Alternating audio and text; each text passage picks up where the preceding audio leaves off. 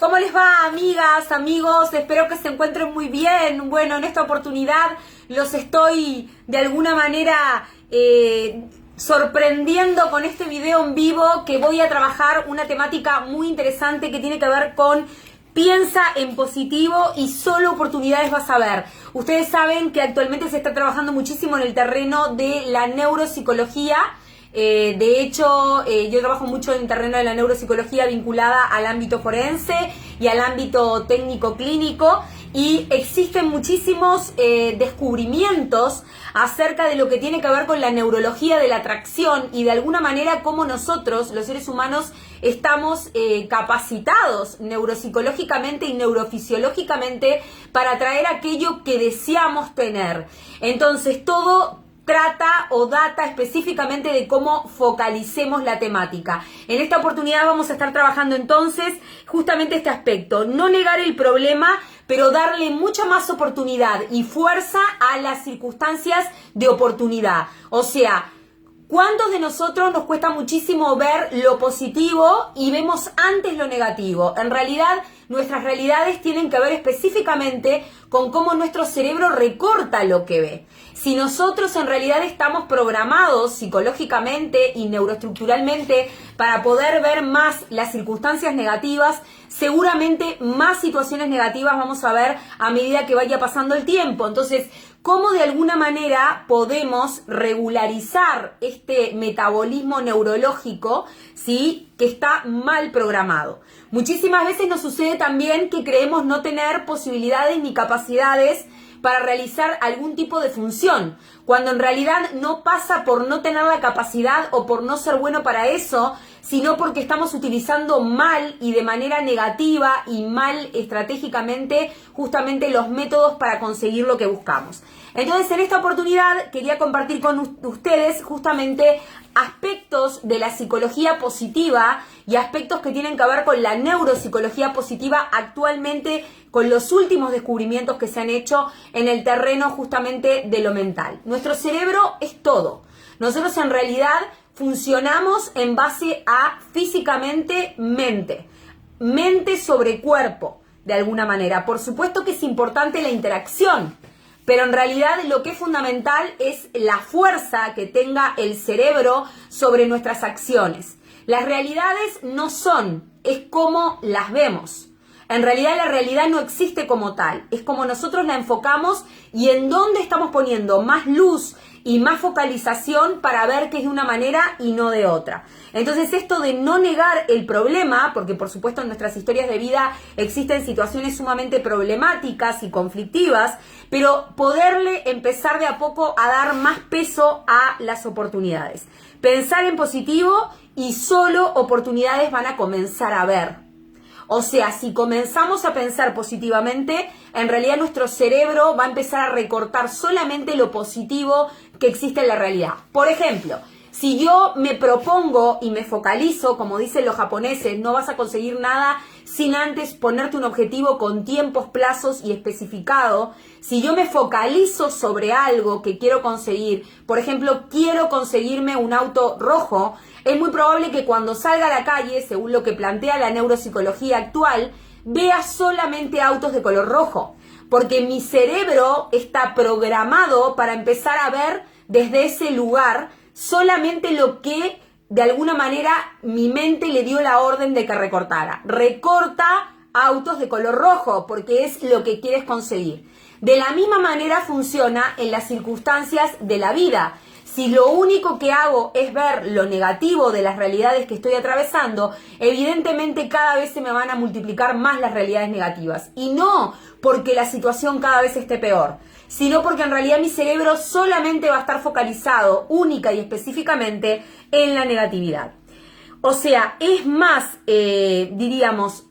positivo vivir pensando en oportunidades, porque mi cerebro interpreta que tiene más posibilidades de poder conseguir salidas que pensar solamente en circunstancias que no tienen escapatoria.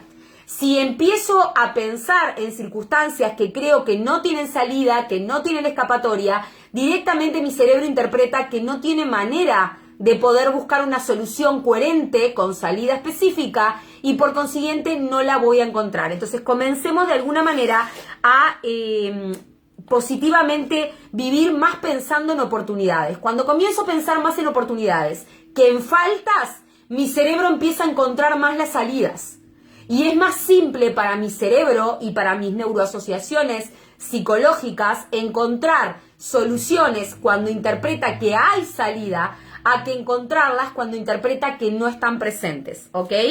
Si deseamos de alguna manera entonces justamente lo positivo, tenemos que empezar a poder ver la vida desde el enfoque positivo. Y sé muy bien que existen muchísimos, diríamos, videos, informaciones en los medios de comunicación al respecto y demás, pero créanme que la información que les estoy dando en esta oportunidad es completamente científica, comprobada. La Universidad de Harvard, que es una de las universidades más avaladas científicamente desde la parte neuropsicológica, lo sostiene y han hecho descubrimientos realmente al respecto, donde en realidad una persona que pasa su vida pensando negativamente ensancha más a nivel neuroestructural los canales de pensamientos negativos que los canales de pensamientos positivos. Entonces es muy probable que le llegue más fácil a su cerebro la información negativa antes que la positiva. Son esas personas que tienen una predisposición natural de alguna manera y aprendida y neuroaprendida, cognitivamente aprendida, a poder captar más lo negativo que lo positivo. Muchísimas gracias por los likes, los corazones. Estoy transmitiendo también por YouTube a nivel internacional. Un abrazo gigante a todo Uruguay, Argentina, Paraguay, Perú, Ecuador, que aquí tengo la bandera aquí atrás, México, a todos mis alumnos, mis estudiantes, gracias por estar ahí. Bien, continuemos. De alguna manera, ¿sí?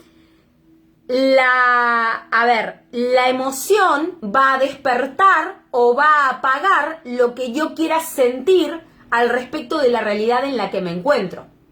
Si mis emociones lo único que hacen es apagar mi manera de entusiasmarme frente a la realidad que recorto, evidentemente lo único que va a captar o a recortar de la realidad mi cerebro va a ser lo negativo de las circunstancias. ¿Me entienden?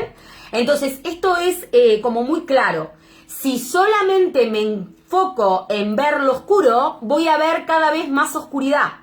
Si solamente me enfoco en ver lo positivo, cada vez voy a ver más luz, más oportunidades y más respuestas para solucionar mi vida van a llegar más fácilmente a mi mente. La emoción de alguna manera enciende o despierta respuestas. Y ahora vamos a ir con un punto que anoten por ahí, es central, que tiene que ver con los pensamientos y los diálogos internos de nuestra mente. Las emociones son de alguna manera llaves, son maneras que tenemos mentalmente a nivel neuroestructural de activar o desactivar determinadas conexiones mentalmente. Entonces, ¿qué sucede cuando todas mis llaves son negativas?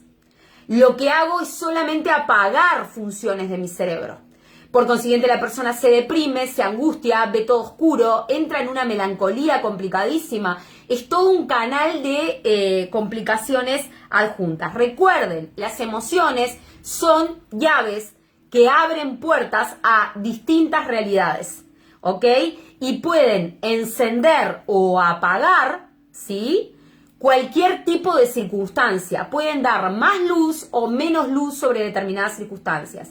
Mi pensamiento mental interno, mi diálogo conmigo mismo, va a depender también de qué tipo de llaves elija yo para prender o apagar las emociones, ¿sí?, que utilice frente a las realidades. Si yo, por ejemplo, estoy con el uso de emociones negativas todo el tiempo en mi cerebro y alimento mi cerebro de esas emociones, evidentemente cualquier comentario de una persona del entorno que sea negativo en algún punto, a mí me va a activar automáticamente la respuesta negativa frente a esa persona. Porque mi canal de negatividad está completamente, diríamos, abierto, mucho más que el de positivismo. Por eso justamente los budistas plantean muy sabiamente que el gran desafío de las personas sabias tiene que ver con esto, con el hecho de alguna manera tener la capacidad de sonreírle a aquellas personas que en realidad nos devuelven las emociones más negativas. porque ahí yo tengo un nivel de emoción entrenado a tal punto que nadie puede controlar ni dominar mi mente ni mis acciones y por ende tampoco mis emociones. ¿Bien? Bien.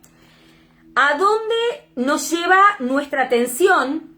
O sea, a donde en realidad nos conduce nuestra atención cerebralmente, a donde yo mando que mi cerebro vaya cerebralmente, es de alguna manera a donde van nuestras emociones y se hacen reales. Cuidado con esto. Hay una parábola muy interesante que se trabaja en neurología que tiene que ver con la parábola del elefante y el instructor. Las emociones son el elefante. Nosotros en realidad funcionamos en base a emociones, en parte.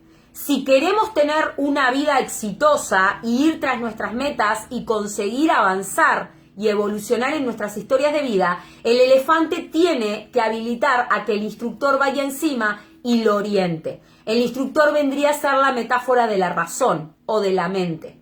No todo es emoción y no todo es razón, no todo es elefante y no todo es justamente pensamiento, o sea, instructor. Tiene que haber un vínculo entre los dos. El instructor no puede maltratar al elefante. El elefante tiene que poder moverse naturalmente y de manera, diríamos, libre, expresar sus emociones, desarrollar toda la voluntad, porque en el elefante está la fuerza, en la emoción, en la emotio, en el comportamiento inoculado está la fuerza, el poder, la voluntad. Pero si eso no tiene una contención desde el instructor, que va encima del elefantito, el elefantito hace cualquier desastre. ¿Entienden?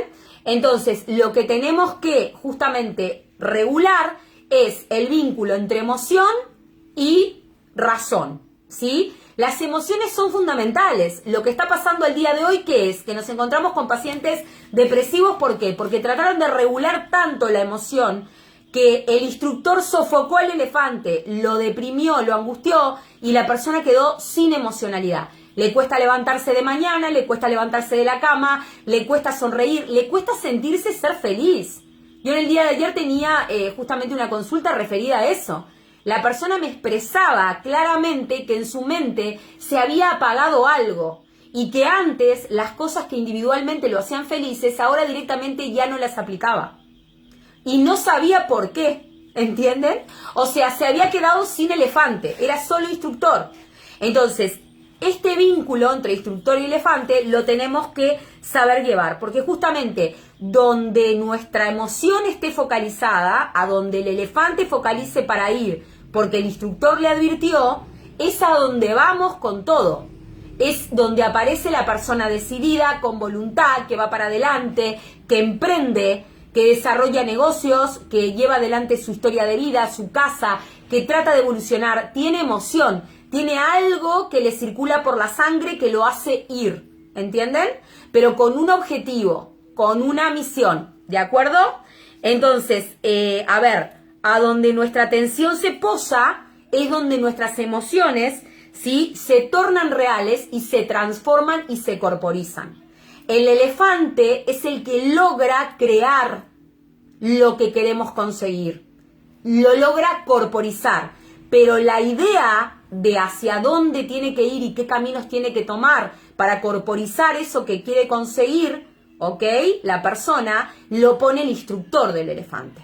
Si trabajan en equipo y no se aplastan mutuamente, valga la redundancia, ¿sí?, entonces nos encontramos con una retroalimentación perfecta y la persona está feliz haciendo lo que hace, va a conseguir desarrollar un trabajo que le dé beneficencia, que le dé de alguna manera, diríamos, lo que necesita para vivir, va a ser feliz haciendo lo que hace y a su vez va a ser abundante haciendo lo que quiere hacer y cumpliendo su misión, ayudando a otros y avanzando evolutivamente también. ¿Ok? La emoción que más usemos va a ser el filtro de color de los lentes que tengamos con el que apreciaremos nuestra realidad.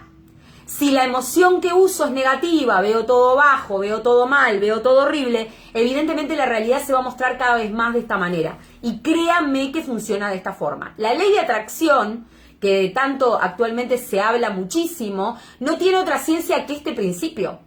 Es el principio del recorte de la realidad, del cual ya hablaba Immanuel Kant, el filósofo, sí, reconocido en la historia de la filosofía. ¿Cómo recortamos la realidad a través de la cual vemos? Si soy pesimista, mi canal de conducción neurológico del pesimismo solo se habilitará a ver y por ende a buscar lo negativo de lo que me rodea. Nunca voy a ver lo positivo porque el camino por el cual van las neuronas todo el tiempo es el camino de la oscuridad. Es el camino de no ver o no poner el cenital, el foco cenital sobre la luz, sino ponerlo sobre lo que está mal, sobre lo que falta, sobre lo que hay que cambiar. Lo positivo, justamente el cerebro en estas mentes lo va a desechar totalmente porque la orden es que solo el cerebro atienda lo que está mal, lo que falta, lo que carece. Por eso no hablamos de personas pobres, hablamos de mentes empobrecidas. El concepto de pobreza es inexistente. Y no quiero que se malinterprete este planteamiento. Desde el punto de vista científico, el concepto de pobreza no existe. El concepto de pobreza, escasez y falta de abundancia es mental. No existen personas sin abundancia, existen personas que mentalmente no son abundantes. ¿Entienden? No ven lo que sí hay. Y esto tampoco es conformismo. Y esto lo señalo específicamente para los que están viendo del Uruguay, porque el uruguayo tiene una, diríamos, mentalidad muy centrada en este aspecto. No tanto los otros países, sino que nosotros tenemos una idiosincrasia que va en esto de, me quiere convencer con esto que no están así. Bueno, uruguayos queridos que me están escuchando, a ver, no es autoconformarse pan con pan, comida de bobo, como decía mi abuela, ¿ok? Es en realidad empezar a recortar desde lo positivo para que lo positivo aparezca. Porque estamos en una realidad cerebral. La realidad no es tal específicamente. Nosotros vivimos en un matrix que es más mental que real en sí mismo. La realidad la construimos en base a lo que somos. El Pelao Cordera, y bueno, hay mucha gente que ya no lo quiere actualmente, pero lo voy a nombrar, tiene una canción genial que se llama Como la flor, que dice, la realidad no es como es, sino es como somos. Como somos es como la vemos y como la vivimos también. Y hay una ciencia que surgió hace muy poco, que es una ciencia constatada científicamente, que se llama epigenética, que comprobó científicamente que la emoción construye estructuras mentales. La manera en que yo tengo de enfrentar mi realidad frente al mundo está construyendo al mismo tiempo células madres en mi cerebro y marca la manera en que mi cerebro de ahí en más se va a catapultar a la realidad y va a tratar de interpretar a la realidad. ¿Qué quiere decir esto? Que según la emoción que yo tenga frente al mundo, ¿sí? ¿Ok? Va a ser la realidad que construya en mi estructura cerebral. ¿Y saben lo que significa esto?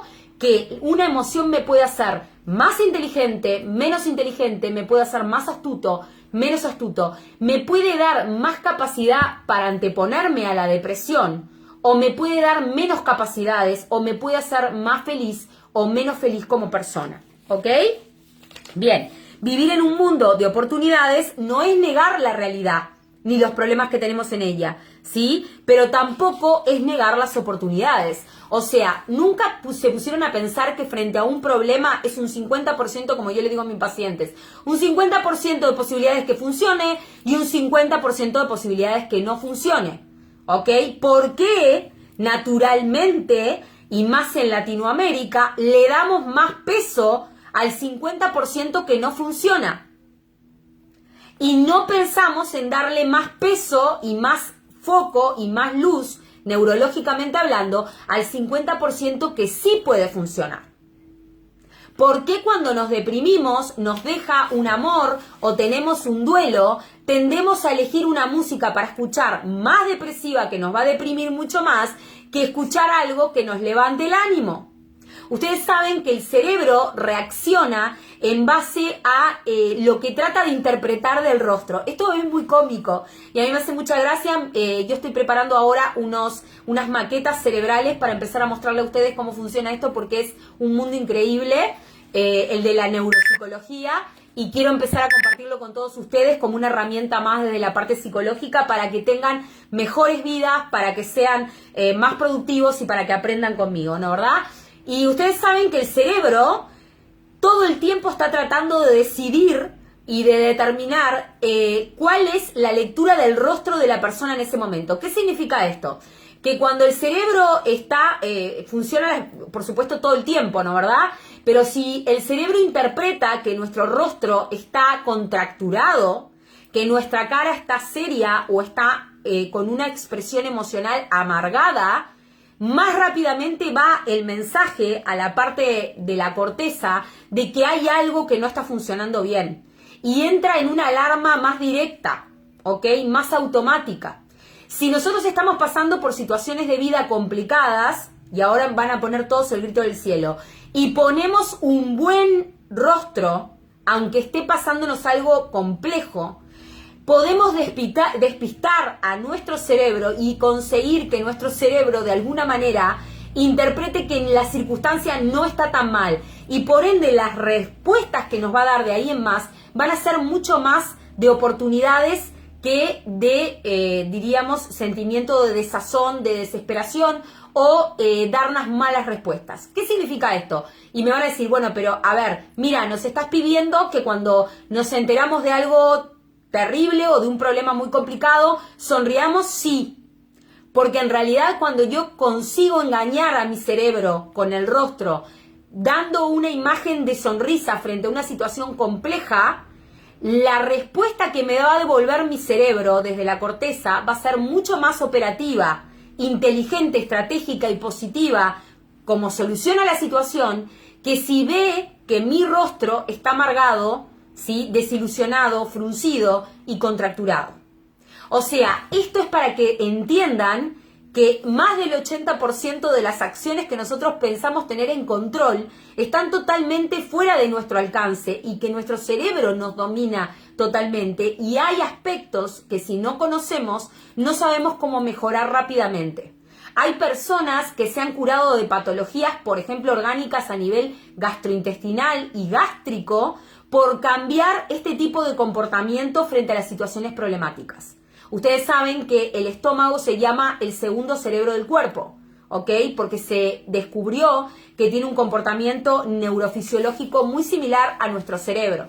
Entonces, hay personas que han transformado sus gastritis nerviosas, sus problemáticas, sin medicación, solamente aplicando los principios de la neuropsicología positiva. Y créanme que funciona, porque nuestro cerebro es poderosísimo, ¿ok? Bien. Si yo creo en un mundo más de oportunidades que de negatividad, mi cerebro creará más oportunidades, ¿sí? Y hay más esperanza. Lo que en otras ciencias vinculadas a los aspectos religiosos y emocionales de creencia se habla de fe, de que para que algo realmente me funcione en mi vida yo tengo que creer en lo que estoy haciendo, tiene que ver con esto. Si mi cerebro cree en lo que yo estoy haciendo, va a funcionar lo que yo haga. Porque claramente, ¿entienden? Está creando mejores respuestas porque mi cerebro va a dar mejores respuestas si ve que la realidad desarrolla una oportunidad mucho más amplia que las no escapatorias o las no salidas. O sea, es lógico poder hallar más una salida para conseguir la victoria en un ambiente que se piensa desde la creencia, desde el sí yo puedo salir adelante, etcétera, etcétera, que pensar que no hay escapatoria o que los problemas que tengo van a ser eternos para siempre y no solucionables nunca más en mi vida. Que ese es otro principio que es un error, y ya les digo, háganle una cruz así, que es una mentira que nuestro cerebro ha integrado social, culturalmente, que ha generado que muchísimas historias de vida se vean truncadas, que las personas no vayan tras sus sueños, cuando en realidad el poder está adentro de nosotros. ¿Cuánto es genético y cuánto de alguna manera no lo es? Ustedes saben que la ciencia de la neurología, o la neuropsicología también, dice que hay un 60% de genética, ¿ok? un 40% de genética y un 60%, es el 40-60, ¿no, verdad? Un 40% de genética, un 60% de aspectos que no lo son genéticos, ¿ok? Pero surge la epigenética. La epigenética ha demostrado que en realidad las emociones conectadas, ¿sí?, con nuestro cerebro generan hormonas y moléculas que cambian las estructuras celulares del cerebro, y una emoción, escuchen bien esto, una emoción puede transformar una estructura neurológica. Y esa estructura neurológica transformada puede transformar una forma de ver y pensar la vida de ahí en adelante. O sea, nosotros tenemos el poder epigenético, ¿sí?, científicamente comprobado, de transformar nuestra mente, pero realmente hacerlo. ¿Entienden? ¿Ok? O sea, ¿con qué? Con nuestras llaves, que son, ¿qué? Las emociones. Si yo tengo una mamá embarazada que todo el tiempo está teniendo cortisol generado por el estrés y emocionalmente está mal, angustiada y triste, lo que le va a transferir a su feto es que estructure un cerebro que fisiológicamente va a tener predisposición a vivir lo mismo que su mamá. ¿Ok? La emoción se conecta a hormonas y a moléculas que cambian la estructura del ADN celular del cerebro y transforman la mente desde el punto de vista corporizado y desde el punto de vista operativo funcional de ahí en más. O sea, la emoción tiene el poder de la llave de acceso al ADN de una célula neurológica para que nuestro cerebro cambie su estructura física y podamos pensar mejor o peor de ahí en más la realidad que nos toca vivir. O sea, ¿entienden el poder de esto? O sea, es la llave de la vida en nuestro cerebro. ¿Ok? Y hay que ser muy conscientes de este aspecto, ¿sí? Bien. Hay genes que se van a despertar más y hay genes que van a tender a dormir más según el tipo de emoción a la que yo acostumbre a mi cerebro a recibir. Entonces, fíjense que en base al principio de la epigenética, el principio 40-60 cambia. Porque ¿cuánto entonces hay de genético? ¿Y cuánto importa? Porque quizás genéticamente yo traje una información, ¿sí?, neuropsicológica errada como programa, pero puedo transformarlo si conozco este principio. ¿Entienden? Empiezan a aparecer aspectos del orden de los hechos científicamente más subjetivos que logran cambiar la realidad estructural objetiva física de nuestro cuerpo y de nuestra mente. Y así también, por ende, podemos transformar nuestro destino. Si sé elegir bien las emociones con las que alimento mi cerebro, voy a conseguir que mi cerebro transforme su realidad interna, inclusive genética como información. Yo voy a tener una vida mucho mejor en calidad de vida y también voy a estarme asegurando que mis sucesores, ¿ok?, a futuro, reciban hereditariamente un programa genético neuropsicológico mucho más sano que el que yo recibí. O sea, ustedes pueden cambiar absolutamente su estructura mental si así lo quieren. Imagínense la oportunidad, ¿ok?, que significa esto que les estoy diciendo para estructuras psicopáticas complejas como la psicopatía, los trastornos de personalidad. O sea, encontrar un método para poder trabajar en esta línea, estas patologías que tienen adulterada su estructura neuropsicológica, es realmente una maravilla, ¿sí? Las personas entonces podemos programar desde nuestras emociones la genética de nuestra vida. Yo puedo programar mi programa genético desde las emociones que elijo a voluntad poder, diríamos, poner en mi mente, ¿ok?, y a través de las cuales elijo ver la realidad que me toca, ¿sí? Bien. Por eso justamente recordaba, ¿no, verdad?, una frase de Ortega y Gasset que decía: soy yo y mis circunstancias, yo soy yo y mis circunstancias, o sea, soy yo mi realidad. O sea, la subjetividad con la que yo percibo la realidad es la emoción con la cual alimento mi cerebro. Y en base a esas emociones es como mi cerebro estructura o desestructura positivamente la parte neurológica de mi aparato psíquico, ¿sí? Bien.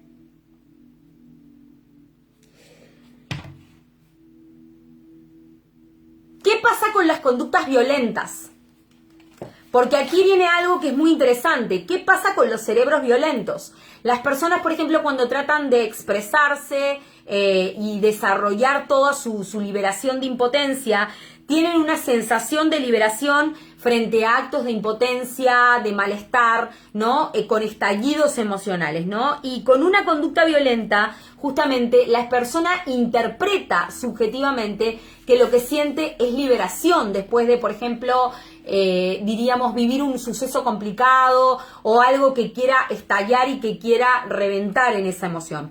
Pero se vio que cuando se utiliza muy constantemente, escuchen bien esto, el canal, ¿sí?, con este tipo de frecuencia que tiene que ver con la expresión de las emociones violentas, el tejido cerebral dedicado a la expresión violenta de las cosas aumenta. O sea, es como un músculo, ¿ok? Si yo lo ejercito mucho más, o sea, y hago mucho tríceps, voy a desarrollar más músculo en mis tríceps, es cierto, pero quizás me olvido de ejercitar otros y voy a quedar totalmente, de alguna manera desarmonizada. Voy a tener más músculos en una parte y muchísimos menos en otra. Si yo utilizo muchísimo el canal, de alguna manera, ¿sí?, de la frecuencia violenta y me acostumbro a que mi cerebro todo el tiempo lo utilice, voy a desarrollar más este canal que otros canales. Y aquí tenemos justamente un peligro, porque el tejido cerebral dedicado al canal de la violencia se va a sobreexpandir en contraposición con el tejido cerebral dedicado al canal de la paz, al canal de la armonía, al canal de la estabilidad emocional, etc. Cuidado con esto. ¿Cómo podemos ejercitar y limpiar estos aspectos? Les paso un tip y un ejercicio súper práctico y bien dinámico. Tomen una hoja en blanco y traten de escribir las emociones que tienen asociadas a algún tipo de hecho que les genere muchísima bronca, muchísima rabia, muchísimo malestar. Cuando nosotros logramos escribir, hacemos que un proceso inmediato, como es el siento rabia y voy y golpeo las cosas, atraviese un estado previo a antes de la acción. Entonces, de alguna manera, ¿qué sucede? Necesito golpear algo, pero en realidad primero escribo mi emoción. Y es como que pongo una barra de hierro hirviendo adentro de un tanque de agua helada de golpe. Automáticamente el cerebro se desconecta de su parte violenta. Y de esta manera es como conseguimos, de alguna forma, entonces, ¿sí?, calmar las emociones, y es como de alguna manera el elefante se vuelve otra vez a saber conducir con su instructor. Cuando estamos mal, vemos justamente a nuestro entorno también como un oponente. O sea, ¿cuál es el peligro de no saber controlar las emociones? Que las emociones negativas nos hacen ver al entorno como un oponente, como un enemigo. Y este elemento hay que tener muchísimo cuidado, porque el ser humano es un ser que potencialmente puede ser muy peligroso desde el punto de vista cerebral. Porque cuando se encuentra en estos estados puede hacer cualquier tipo de desastre, ¿entienden? Porque deshumanizamos a nuestro entorno. Cosificamos a las personas que nos rodean cuando estamos con nuestro cerebro enojado. Entonces, controlen el cerebro enojado a través de ejercicios donde pongan en palabras lo que realmente sienten en el momento que están enojados, ¿sí? Porque los neuroquímicos que generamos cuando estamos enojados tornan a nuestro cerebro en un órgano peligroso en cuanto a potenciabilidad de acción y demás, ¿sí? Cuando las personas estamos enojadas, generamos lo que se llama neuropsicológicamente la resonancia límbica. La resonancia límbica es esa percepción que los otros pueden tener de nuestro malestar, ¿sí?, cuando nos ven enojados por más que no hablemos. Es como lo que se llama, diríamos de manera coloquial, mala vibra, que la persona es como que tiene una mala energía, un mal egregor a su alrededor, que todo el mundo lo percibe por más que no conozca lo que le está pasando. La resonancia límbica tiene que ver con que, justamente, de alguna manera, la amígdala y el hipotálamo en ese cerebro están todo el tiempo conectándose y generando neuroquímica, ¿ok? Que genera a su vez malestar emocional en ese cerebro. Y la persona muestra conductas, diríamos, desarticuladas, camina muy rápido o de manera descoordinada, etcétera. Y el resto, a través de la captación que todos naturalmente tenemos de una resonancia límbica, lo capta y dice, esta persona está con mala onda, está mal, no se siente bien, ¿entienden? O sea, viene, diríamos, como ahí, por ahí, ¿ok? ¿Qué hacemos cuando tenemos nuestro cerebro enojado? Salgan y caminen 20 minutos mínimo con velocidad máxima. O sea, caminen rápidamente y de esa manera van a conseguir que el hipotálamo se desconecte con la amígdala. O sea, haya una desconexión y eso va a generar oxitocina y beta-endorfina. Por eso, cuando nosotros somos atletas y practicamos ejercicio, nosotros tenemos más confianza en los demás, creemos más en la humanidad, tenemos, diríamos, más, de alguna manera, esperanza en el mundo y esperanza en el entorno, ¿ok? Porque justamente se genera muchísima oxitocina, que es la hormona de la confianza, y beta, de alguna manera, endorfina, que tiene que ver con la felicidad y con lo antidepresivo. 20 minutos de ejercicio máximo, con máxima frecuencia, cambiar el ritmo cardíaco y conseguir la desconexión de la amígdala y el hipotálamo para bajar la furia del cerebro enojado. ¿Entienden? Perfecto. Que tienen que ver justamente con desconectar, ¿ok? Las bases de la ira cerebral. Saludos, Puerto Rico presente. Saludos, Juan Figueroa, muchas gracias por estar ahí. Tengo gente de todos los países, Perú, Puerto Rico, Paraguay, Argentina, justamente Ecuador, ¿ok? Colombia, ¡mua! Guatemala, Honduras, gracias por estar ahí a todos presentes, ¿ok? Por ejemplo, último punto y central, y no por eso menos central, y vamos a cerrar el video del día de hoy, que me parece sumamente interesante y que quiero que lo compartan, lo difundan, suscríbanse a mi canal, conéctense, estemos en conexión. Todos los días mi jefe me maltrata, me destrata, sufro acoso laboral, pero un día no lo aguanto más. ¿Qué significa neuropsicológicamente eso? ¿De qué depende la reacción de explosión de una persona cuando en un día dejó de aguantar una situación que tanto toleraba y se le nubla todo, como dicen los pacientes, y hice un desastre? Depende de cómo yo evalúe ese momento desde, de alguna manera, mi pensamiento interno. Yo puedo controlar las reacciones de explosión controlando antes al elefante, controlando antes cómo utilizo mis emociones para alimentar mi cerebro en mi comunicación conmigo mismo. Por ejemplo, si en este momento a mí se me cae diríamos la planilla al piso, ¿ok? El hecho objetivo es que se me cayó al piso. Pero si yo al mismo tiempo que se me está cayendo como hecho objetivo le agrego qué torpe o estúpida que soy, cómo se me puede caer la planilla al piso, le estoy inoculando una emoción negativa al objeto o al hecho objetivo. Y esa conversación conmigo misma interna, que está llevando emociones negativas a mi cerebro, es lo que se va a activar cuando otro haga algún comentario no feliz o poco feliz de alguien o de mí mismo. Porque antes yo activé esa emoción negativa en mi conversación conmigo misma. Entonces, ¿de qué dependen las conductas de explosión estrepitosa en las personas? Dependen de un mal manejo de la comunicación emocional con nosotros mismos por dentro, previo a lo que pasa por fuera en la realidad. Lo que pasa por fuera en la realidad es un detonante neurológico para la conversación que todos los días tengo y me doy a mí misma emocionalmente y a mi cerebro. Y mi cerebro va a reaccionar, ¡boom!, explotó y reventó con alguien de afuera, cuando en realidad el conflicto es con nosotros mismos. ¿entienden?